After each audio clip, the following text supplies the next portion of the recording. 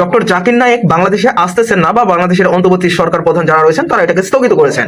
এই বিষয়টা জানার পর বাংলাদেশের ম্যাক্সিমাম মানুষই বেশ শোকাহত হয়েছেন এবং খুব মর্মাহত হয়ে গিয়েছিলেন। আপনাদের একটা আশার বাণী দিয়ে আমি বলতেছি, ডক্টর জাকির নায়েক আবারও আসবেন, তাকে আবারও নতুন একটা শিডিউলের মাধ্যমে তাকে বাংলাদেশে আনা হবে, এমনই তথ্য দিয়েছেন যারা এই পরিচালক, যারা এই ধরনের পরিচালনা করেছেন, তারাই এই বার্তাটা দিয়েছেন। তো এই ব্যাপারটা কেন্দ্র করে মূলত স্বরাষ্ট্র উপদেষ্টারও একটা কথা তিনি জানিয়েছেন যে আসলে এটা একদম স্থগিত হয় নাই, পরবর্তীতে কোনো শিডিউলে ডক্টর জাকির নায়েককে আনা হবে। এমন কিছু মন্তব্য করেছেন যারা এই ডক্টর জাকির নায়েককে আনতেছিলেন ঠিক তারা। অনেকে আমাদেরকে বলেছেন আমরা এটা আগুন নিয়ে খেলছি, কারণ আসলে এটার আয়োজনটা অনেক ব্যাপক এবং অনেক বিশাল। কারণ বাংলাদেশের ইতিহাসে এত বড় ইভেন্ট, এরকম মেগা ইভেন্ট এর আগে কোনো সময় সংঘটিত হয়নি, এবং আমরা এর জন্য যে ধরনের প্রস্তুতি নিয়েছিলাম এটা যথেষ্ট ছিল।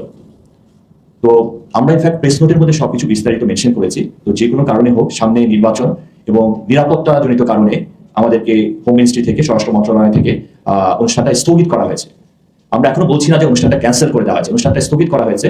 এবং আমার বিশ্বাস স্বরাষ্ট্র মন্ত্রণালয় থেকে ডক্টর জাকির নায়েকের অনুমতিক্রমে আমরা পরবর্তী শিডিউলটা ঘোষণা করব, যেহেতু আমাদের অনেক বিশাল অলমোস্ট কোটি কোটি টাকা এখানে বিনিয়োগ হয়ে গেছে এবং সব ধরনের সরকারি ডকুমেন্টস, ইন্টারন্যাশনাল ডকুমেন্টস যা যা দরকার সবকিছু আমরা ব্যবস্থা করে তারপর আমরা হাত দিয়েছিলাম।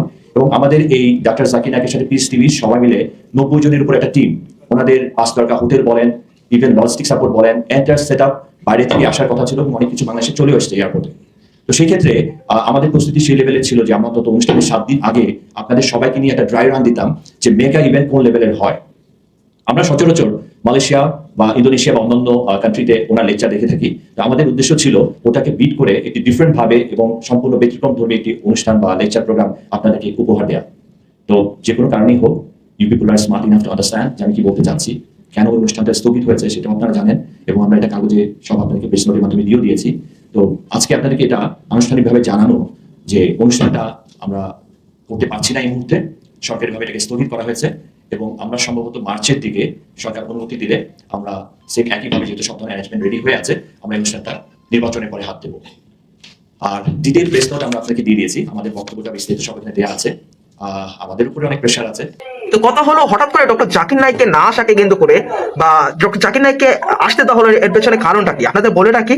এর পেছনে মেইন মাস্টারমাইন্ড হলো, তিনি হলেন বাংলাদেশের স্বরাষ্ট্র উপদেষ্টা, যিনি উপদেষ্টা পদে রয়েছেন। তার কারণেই মূলত ডক্টর জাকির নায়েক আসতে পারবেন না এমন একটা তথ্য দিয়েছিলেন। তো আপনাদের এখানে আরো একটা কথা তুলে ধরা দরকার, কারণ ডক্টর জাকির নায়েক আসতে পারবে না এর পেছনে রিজন হিসেবে দেখিয়েছিলেন যে বাংলাদেশের নিরাপত্তা, যেহেতু ভারত থেকে একটা কথা বলা হয়েছে, যেহেতু ভারতের এখনো বাংলাদেশের ভিতর রয়ে গেছে, যে কারণে একটা শঙ্কার ভিতর ছিল, যে কারণে তারা রিস্কটা নিতে চাচ্ছিলেন না, যে কারণে এই আয়োজকদের এই কর্মবিরতি একটা স্থগিতের মাধ্যমে ঘোষণা করা হয়। কিন্তু বর্তমানে আমরা দেখতে পাচ্ছি আয়োজকদের এই ধরনের কথাবার্তা থেকে স্পষ্ট বোঝা যাচ্ছে যে ডক্টর জাকির নায়েক এই 28 নভেম্বর না আসলেও হয়তো পেছনের কোনো ডেটে ডক্টর জাকির নায়েক আসবেন এবং এই ব্যাপারে নতুন করে শিডিউল ঘোষণা করা হবে, এমন একটি মন্তব্য করেছেন। তো আপনাদের মতামতটা কমেন্ট বক্সে জানিয়ে যাবেন। তো ডক্টর জাকির নায়েক আশাকে কিন্তু করে আসলে বাংলাদেশে আসবে কি আসবে না। তো আপনাদের বলে রাখি, সর্বপ্রথমে একটা কথা বলে রাখি, ডক্টর জাকির নায়েকের এই আশাকে কেন্দ্র করে যে বাধা হবে এটা আমি আগে থেকে কল্পনা করেছিলাম, আর সেটাই সত্যিও হয়েছে। তো দেখা যাক এবারে নতুন করে যে একটা শিডিউল দেওয়া হবে, এই শিডিউলের পেছনে আবার কোনো কলকাঠি নাড়ে কিনা, সেটা দেখা যায় পরবর্তী ভিডিওতে। তো আপনাদের মতামতটা কমেন্ট বক্সে জানিয়ে যাবেন।